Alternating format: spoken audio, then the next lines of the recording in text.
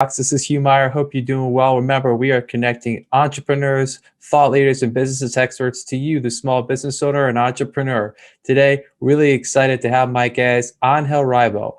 Angel is known as the CEO Confident. He runs a business and consulting firm where they help to boost accountability, improve your sales performance, and has spent a great deal of time working on how to help remote teams become successful. In this episode, we're going to talk about Angel's background, how he come to create the CEO Confident, what he has done over the last year to help boost teams' remote performance, and finally, how he leverages social media. We hope you enjoy this episode. Angel, welcome to the Money Talks podcast. How you doing today? Thank you very much. Thank you for having me. I'm doing great. And thank you everybody who's listening to us. Yeah, it was, thank you for being here. You and I connected several months back. We were doing a kind of a LinkedIn marketing workshop, if you will. I appreciate your feedback. You know, your content is fabulous. And that's something we'll definitely want to talk a little bit about. So without further ado, maybe just give the audience a little bit about your background. Absolutely. So, of course, I mean, I live in Plano, Texas, which is north of Dallas. I've lived here for the last 10 years. Overall, I've lived like in eight different countries throughout my life. I'm originally from near Barcelona in Spain. And basically, I do two very distinct things in my life. One is with my business consulting company. Basically, we help both corporate CEOs and established entrepreneurs to bridge the gap globally for expansion and exposure as a way to generate or to accelerate the growth of their businesses. And I started to do that basically 5 years ago when I left corporate America. And at the same time, I started also my nonprofit. I'm actually one of the 3 co-founders. And what we do is we help underprivileged kids in Latin America become entrepreneurs using the local resources. So this is in a nutshell what my life is about. Unfortunately, for the last 14 months, I have not been able to travel much for obvious reasons. It's now April 2021. But we really can't wait to resume our activities in Latin America with the kids that so much needed. That's amazing. I definitely want to learn more about that and talk about that. Thank you. Thank you. Kudos to you for doing that. It's really important.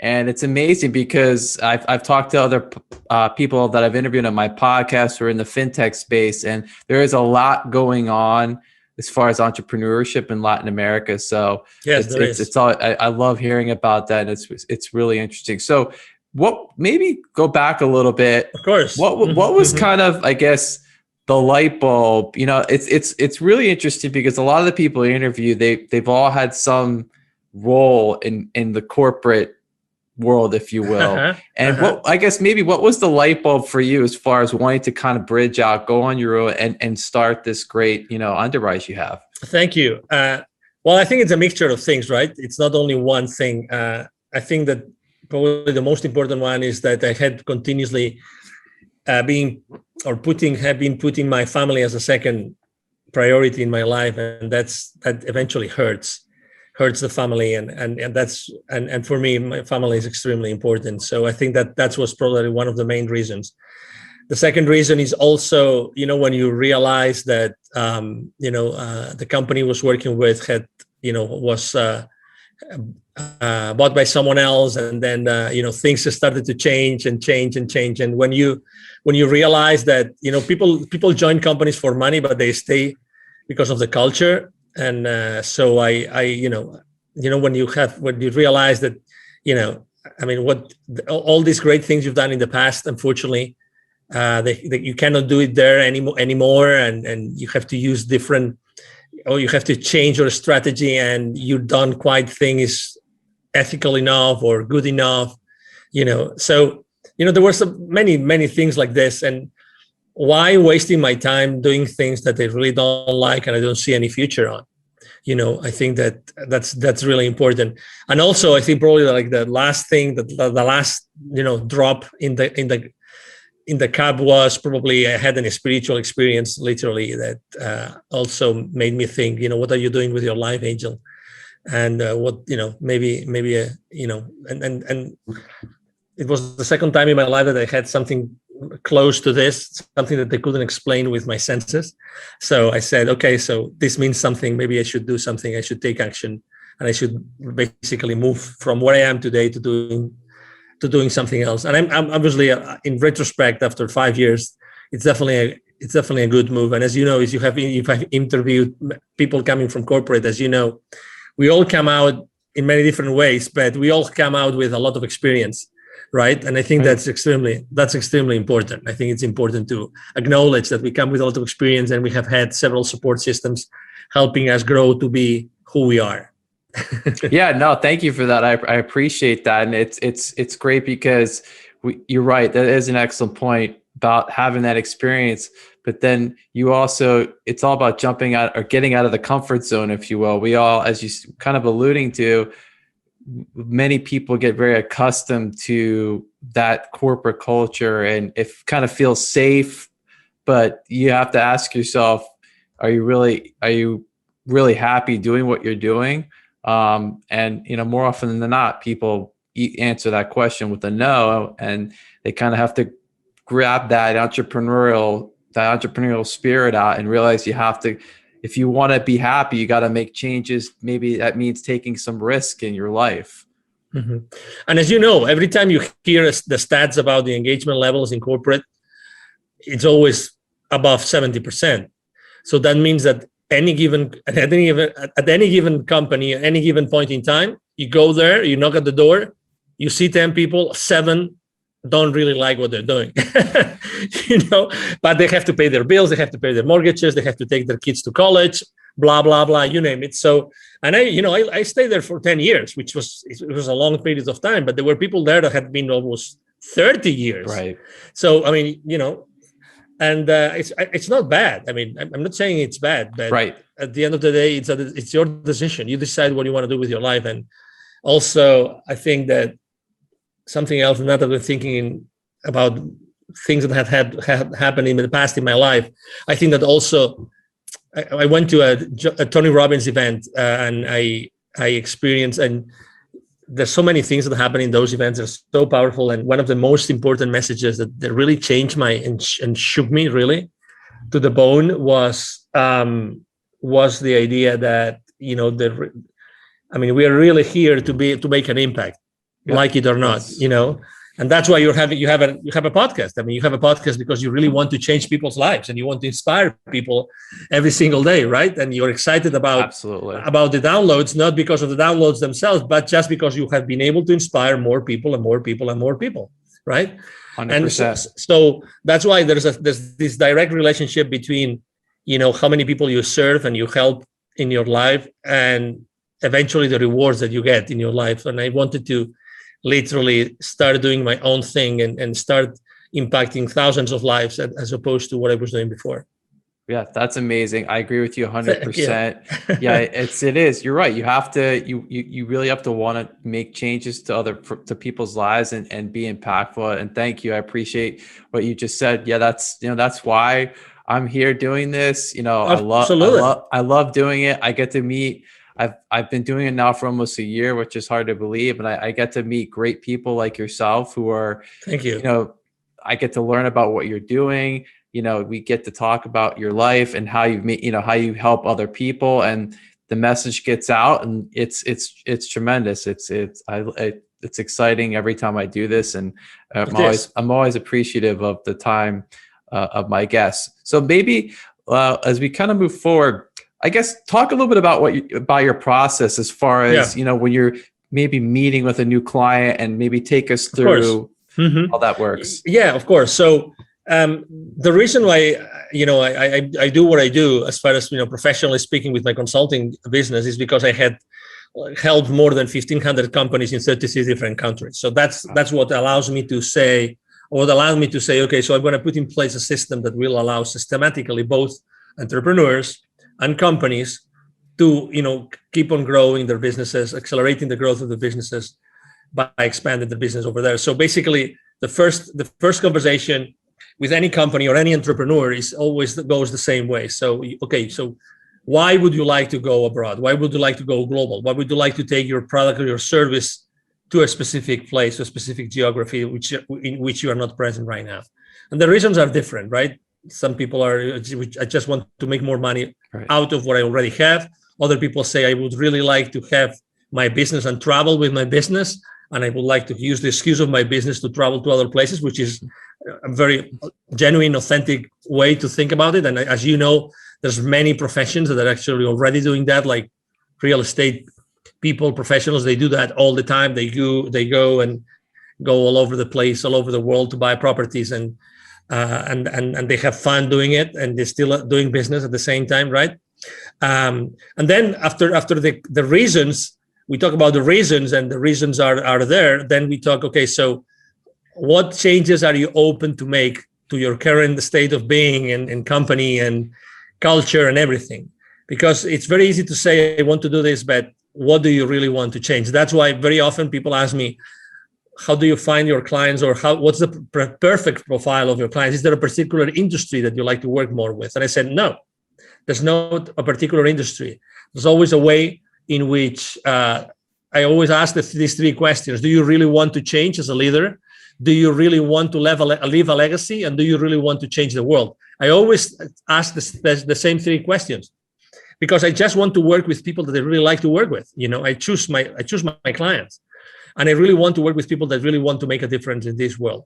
The same way I'm doing it every single day. I want them to do the same thing, and I would like to work with them and support them in doing that. And I think that is really important. Then we have a conversation about, do you have the resources? It's very important. I mean, going abroad is not just, or going global or international. It's not just, okay, I want to go, let's test the waters. You have to make a decision to do it, okay? There's several ways to do it. And you can, let's say there's several levels of, engagement, and you can go full in, and you can go maybe test the waters and find maybe some business partners and start, selling your products and services. It depends. Everybody's different, but you have to make sure that you're going to stay in that mode between 1 year, 1.5 years. Because if you only want to do it for a few months, it's not worth it. You don't need me. The same way a lot of entrepreneurs like us, they think that as they're already present online, they already have a global business. And that's not true, because it's the same as, and I see that every time I go with my foundation as well. I go to many different Latin American countries, and you would think every country we speak Spanish, so it's almost the same culture. It's not the same culture at all.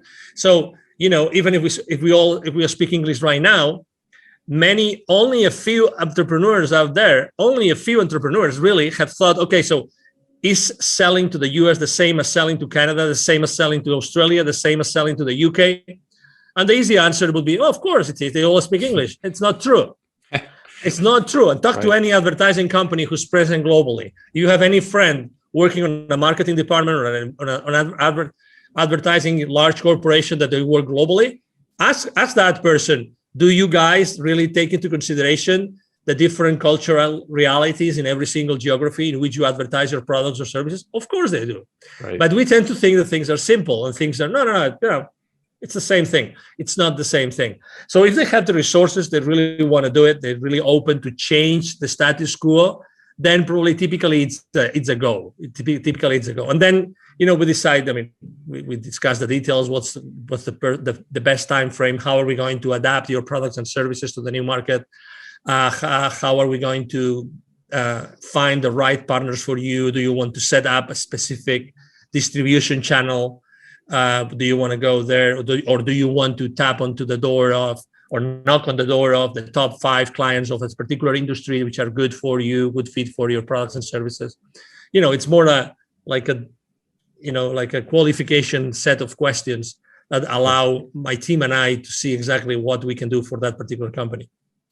That was tremendous. Thank you for that. I really enjoyed all of it, but especially the first part, because you're very specific as to, you were talking about the 3 questions that you ask, very specific. And it's important it's 2 many reasons, but one, as the entrepreneur, as the business owner, it's important that you're, distinguishing yourself, and that really is really speaking to your value proposition as far as, this is what we're trying to find out. If you can answer these questions, I can help you. If you can't, we probably can't work together. And that's important, that you've created this niche, and, you're able to have these questions and get them answered. So I think that's really important. And then what you were just talking about, as far as, understanding, you have a great understanding of the cultural differences, because in this day and age, like you said, everyone wants to go global, right? And if to your credit and to your point, it isn't that simple, just because, these languages are spoken in so many countries. If there's one thing I learned from business school, it's the culture. So I distinctly remember these conversations having with one of the professors about how different it is to do business in these other countries, whether it's in the Far East or Latin America. It's not the same. You have to understand the cultures. And that's really important that you help people realize this right at the start. Exactly. And that's why, after so many years, 20 plus years working in 33 countries, with all the network of potential partners of my future clients that I have developed, how important it is for you that you are going to, let's say, disembark on a particular country and you already have a trustworthy partner, right, that you can start working together. That's gonna make a big difference.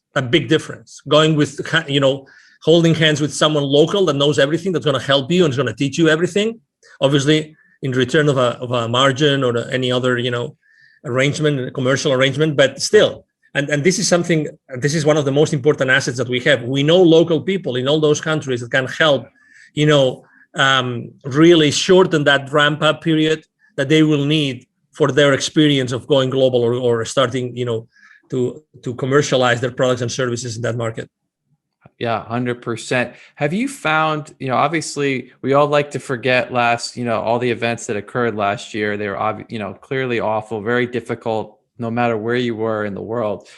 As far as in communicating with, your clients and prospective clients, do you see, or have you found that more and more of these prospective or your clients have this, really this sense of urgency now that, going global is so important, and that if we've learned anything, you and I are here on a Zoom call, we have this ability to communicate and get things done. Have you found that sense of urgency has increased now because people realize maybe I don't have to get on a plane, 200 days out of the year? Exactly. And I was one of them. I remember 1 year, I did 230 flights in a year. Wow. In 12 months. I don't know how many hotel nights I have no idea, but obviously those were a lot of legs, a lot of flights, a lot of planes, a lot of destinations.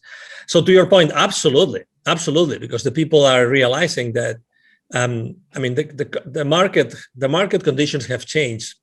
And the same way I have to tell you that not everybody, that's funny, because you would think contrary to what your common sense would tell you, there's also a lot of people that are not ready to sell online.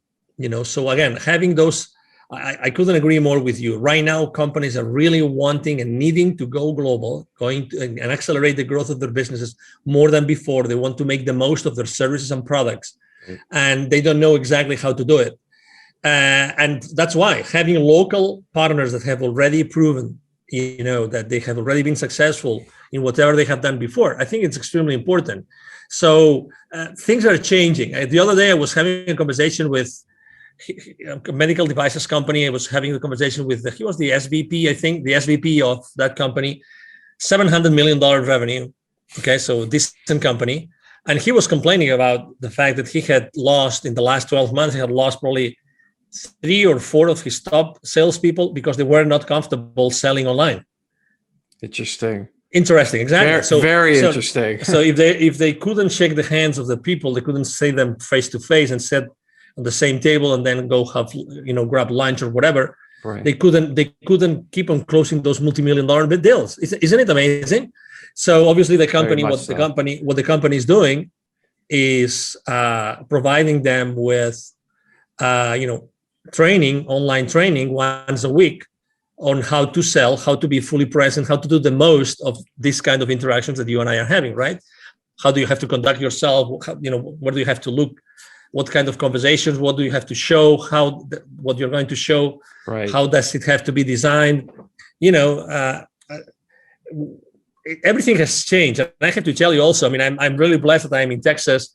As you know, Texas is one of the most open states in the union. I mean, we've been fully open since March. Right. You know, all the stats are going down and down and down, you know, every single day. But I have to tell you also that for the last 12 to 14 months, I never stopped having face-to-face meetings, ever. I had lots of coffees in coffee shops, and instead of restaurants, coffees in coffee shops, maybe short coffees, right, maybe outside in the patio, whatever, with a lot of, you know, C-level executives here, no matter what, no matter what. So that's what life is about. I mean, to be honest, you're a human being, and we have to really, you know, everybody feels differently about what's going on in the world, but life continues. Right. And executives still have to hit certain, you know, revenue levels and hit certain profit levels and cash flow levels, hopefully, so they can keep on growing their businesses and providing, obviously, all the employment positions and that they're offering so far. Absolutely. I mean, I think the word that comes to mind as you're just speaking, and thank you for that, is adaptable, right? I mean, people, it doesn't matter what you do for a living or what maybe you've changed and you're doing now. We've all had to have some measure of adaptability over the last year. You know, and to your point, we were just that great example of the salespeople. You know, that executive, they need to keep the lights on at the company, if you will, right? They have to keep things going, and that's a difficult situation. We have to adapt, where we have to, you know, we need to train these people that, listen, you may have to do this, you know, through a camera, and that's being adaptable. I was reading a report summary yesterday about, you know, how the future of work has been changed due to what's going on in the world right now. 3/4 of CEOs right now, they are very, very concerned. And the number one concern is, how are they going to help their employees upskill? Right. And they're not that concerned about, you know, like hard skills. No. I'm talking about soft skills.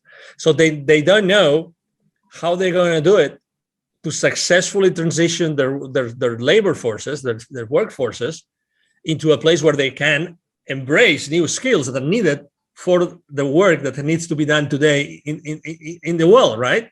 So, yeah, I mean, at the end of the day, we're all human beings. You know, at the end of the day, C-level executives are the same as you and me. They have their own concerns, they're different concerns, because they, you know, their outreach and their levels of responsibility, depending on the size of the company, is huge. But at the end of the day, they're dealing with people, and concerns related to people. You know, will my employees be still engaged? What do I have to do now differently compared to before, so that they keep being engaged? How do I keep them accountable? How can I have, you know, all those questions are being asked and are not easy. I mean, in only 12, 14 months, let's say 14 months now, it's April 2021 right now, not everybody has been able to really adapt to the new situation yet. And I think that the organizations that have provided have taken the opportunity for the last few months, right, to train their workforce, are going to be the most successful ones in the future. But 100%. you can't wait. It's not like, you know, you have like X company name, university already developed, and you have lots of courses inside. That's not the answer. The answer is, how do you make sure that you have really, really, really, you know, engaging, multisensorial, you know, really engaging training opportunities that every single employee is really using to keep the company afloat and to really set a strong foundation. Things are changing all the time, and people don't see that. Again, and the world of training has also changed, and it will keep on changing. You know, and as you know, we live in a world we are being distracted all the time. You know, we carry these smartphones, which make us, obviously, they not make us smarter, as you know, right? So they do everything but keeping us smart, right? Agreed. It's funny. I don't know if you've seen it. I forgot the name of the company. I would say the name of the company if I remembered it. There's a company that just launched a new flip phone, which it's not a smartphone. So it has zero distractions, but it has the power of let's say the agenda, blah, blah, blah, all the really strong things or the powerful things, but zero distractions. and I'm sure that they're selling it. I mean, it's not cheap. I mean, it's not like the flip phones that you go to Walmart that it's $25 or $50. Right. No, they charge you $300, I think it is, but it's a flip phone, long battery, you name it, because we need to go back to the basics. The distraction is not allowing us to really thrive in our lives. And you must see this because you interview people every single day or week. You see that, unfortunately, keeping us distracted is keeping us distracted. So we don't accomplish what we should be accomplishing. 100%. Right? And there's this great movie called The Social Dilemma. The Social Dilemma. I don't know if you've watched the movie. Yes. It's a great movie because I think Yes. everybody should go and see that movie and watch that movie because it tells you how the devices and the softwares are designed to keep you distracted and are designed to, with all due respect to all those companies, manipulate your purchasing habits, your consumption habits. And they say it. I mean, and there's like literally what? 9, 10, 11 high-level former social media companies that are telling you the story and explaining you, this is how we do it. Right. This is how we manipulate you. And they say, we don't allow our kids to have cell phones. We don't allow our kids to have the cameras on their computers. Right. There's a reason. There's a reason why this is happening, So it's like the cars. I drive this 2006 convertible, and I'm not going to change it because I don't want a computer. I don't want anybody to get into my computer, the computer of my car. You know what I mean? Yes. As much as I like technology. I worked for 2 very successful high-tech companies, and I love technology. But I tell you, I don't want anybody to get into the brains of my car. I love driving my 2006, and I will keep on driving my 2006 until I don't know. I get it. No, those are really valid points, and it actually, I'm sure this is, you have to deal with this, and probably more and more so now. Is how do you recommend to your clients, the executives, really, I guess, keeping that performance of the team, if you will, at a high level? 2 reasons. One, obviously now we've all been separated and predominantly we've had to work in this kind of environment. And how do you maintain that performance? And then also to what you were just talking about, this distraction, right, of this, where people just pick it up all the time. How do you, I guess, advise your clients on the best piece of advice is actually a very good friend of mine. His name is Neville Joffe. He's trained more than 20,000 C-level executives and business operators of large corporations in the world for the last 25 years. And he does something which I love. It's the deprivation test, which means, imagine, Hugh, that you and I, we do a list of everything that we do, let's say during our working hours. Let's leave our personal life aside, okay? Our working hours. We do a list. And then we say, okay, starting tomorrow, I will not do this and this and this and this. Listen, if you want, you just start with one thing. I'm not going to do that. And I will make sure we're not going to do it. And you keep on adding things. Why? Because you realize that there's a lot of things that you do that you really don't need to do. And you can probably, there's some roundabout, something that you can do instead of what you were doing. That's not going to be, sucking your energy and your time. Right. And you can still, turn around. I wanted to say that's the word I wanted to use. So you can use a turnaround and not being obliged to do that. So make a list of the things that you do. Start, the saying, I will not do this anymore. I will not do this anymore. Really, like processes that you every single day you do, and you will realize how you really don't have to do many of the things that you're already doing. And I love that test, the deprivation test. I love it because it's like looking at yourself at the mirror. Right. You can't hide. I mean, you are there. It's you. You either like yourself or you like yourself, right? it's who you are, right? That's fantastic. I'm gonna have to make that list. No, honestly, do it. Yeah. Honestly, it's like when we're shaving in the morning, right? It's you with your razor, and it's your face, and if you cut yourself, bad luck, it was your bad day, but it's you with your time, with your reality. And there's Right. something else. And I took action after watching that movie that I recommend people as well. They actually, what they did is they made an app called Moment. These former executives that left the social media companies because they didn't think that it was the ethical thing to do, like staying at the company and manipulating people. They actually came up with an app called Moment. I use it.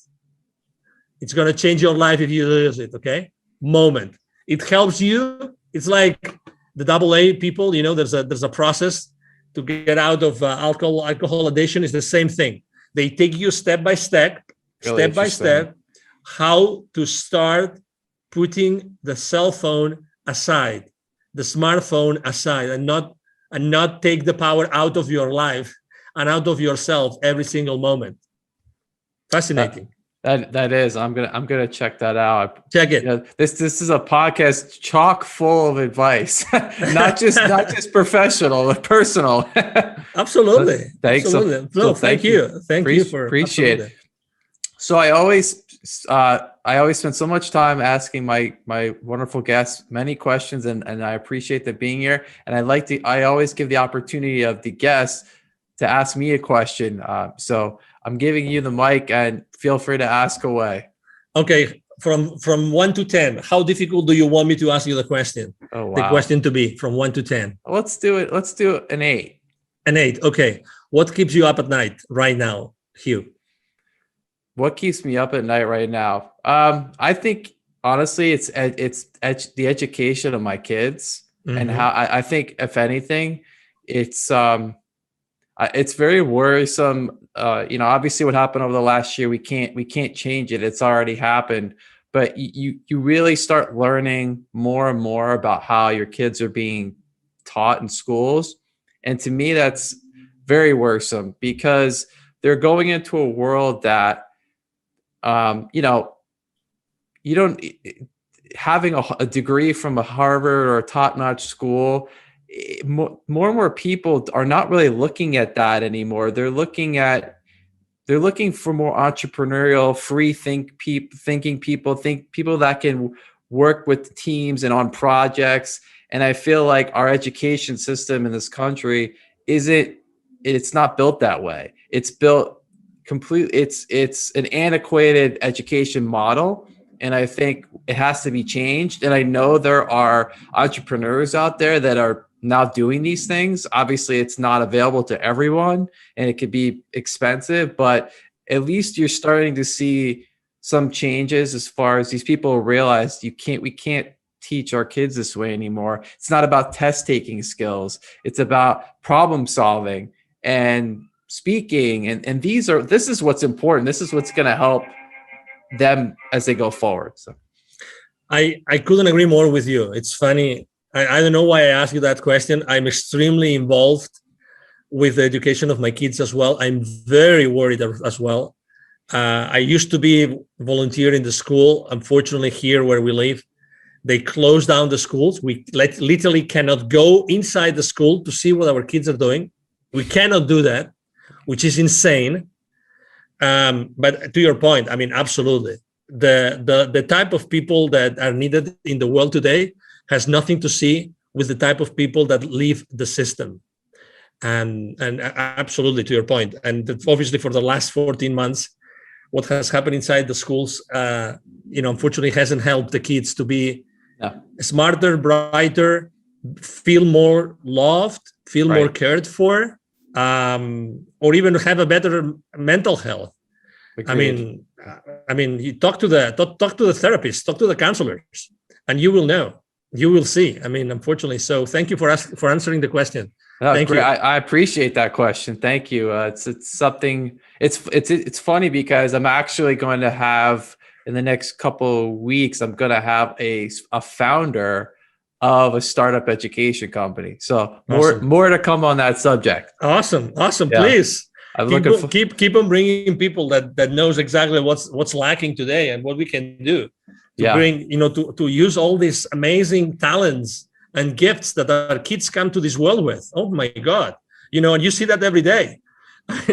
It's Absolutely. as father, you see that. I mean, these kids are asking you questions that, oh my God, and what a blessing. The thing is, how do we keep this balance, right? Between educating them and giving them the boundaries, and at the same time allowing them to be who they really are, right? 100%. Yeah. So anyway, thank you. I'm having chills again. So thank you. Yeah, no, thank you for that great question. Take a minute or two. You do an amazing job on your social media, specifically your LinkedIn. Thank you. It's one of the best. And I actually spent time earlier today and yesterday going through it. And you have a very clear value proposition. I know, you exactly what you do, who you're trying to help. Maybe just spend a minute or two talking about how you've really leveraged using social media. Thank you. Exactly. Well, number one, I chose to start working in social media really when I left corporate America. I think that in general, in the corporate world, social media is not used a lot, or is used very well. The first thing I thought was, okay, so what is my audience, right? So who do I want to serve and where they are? And it's funny how, obviously, I immediately decided, okay, so it's LinkedIn. I only had a few hundred connections, nothing else. And I said, but I want to really make a difference here on LinkedIn. And then I started to think, okay, so if my audience is here, how am I going to talk to them? And one of the things I always repeat myself and that I learned, and I have had also very good teachers throughout this time, is that number one, have you noticed that when you go to Google and look for a particular person, you throw a name in the box?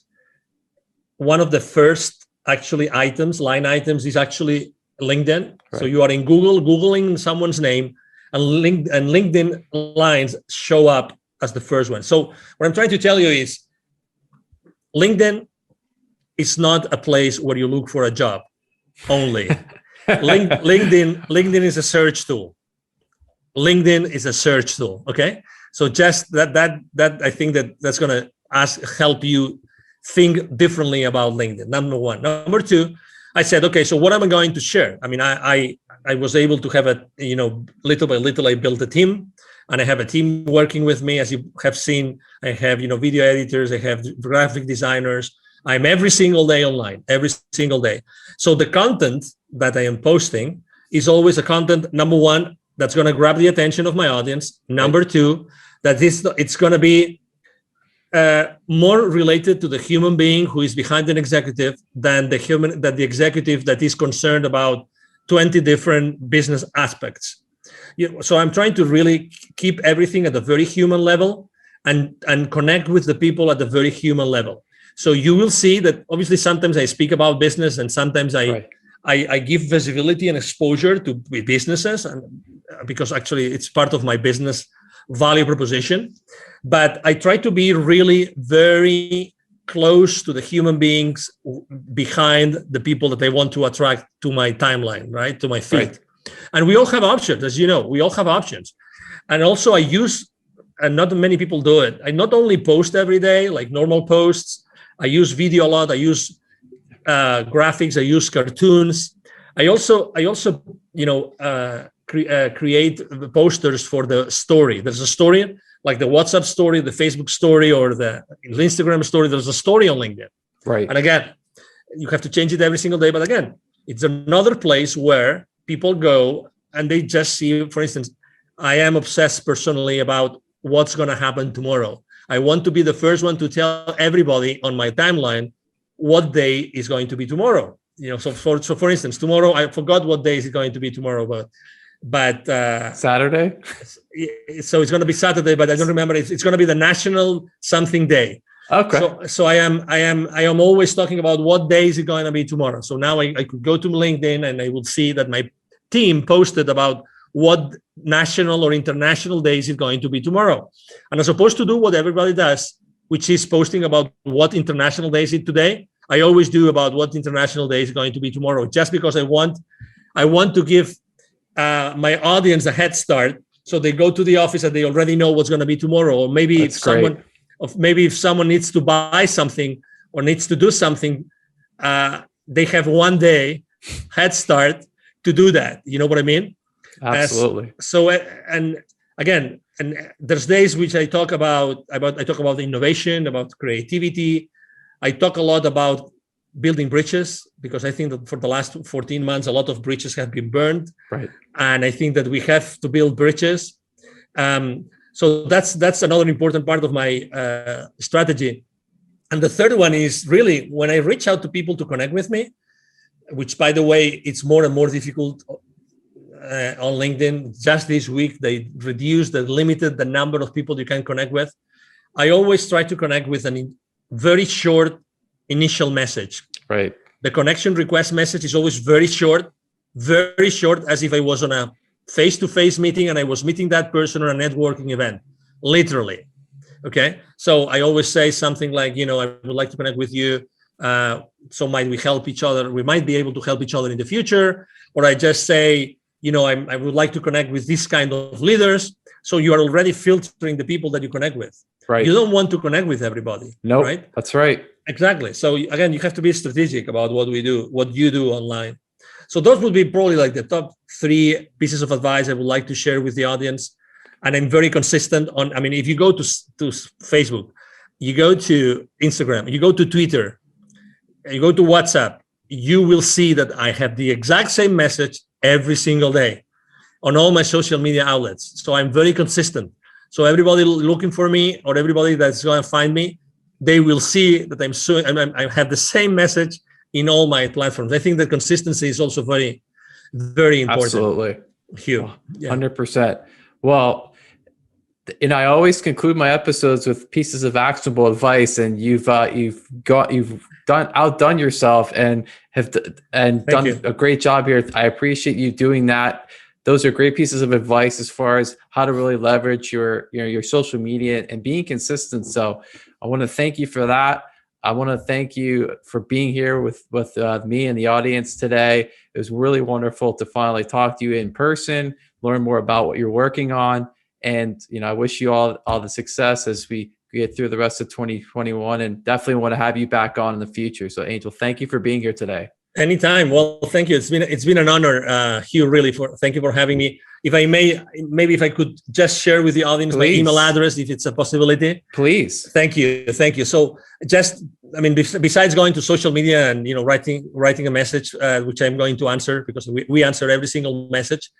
My email address is very easy. I'm going to share my personal email address, the direct, which is Angel, ANGEL, at angelrebo.com. Rebo is my last name. It's 4 letters, R-I-B as in boy, O. Again, Angel at angelrebo.com.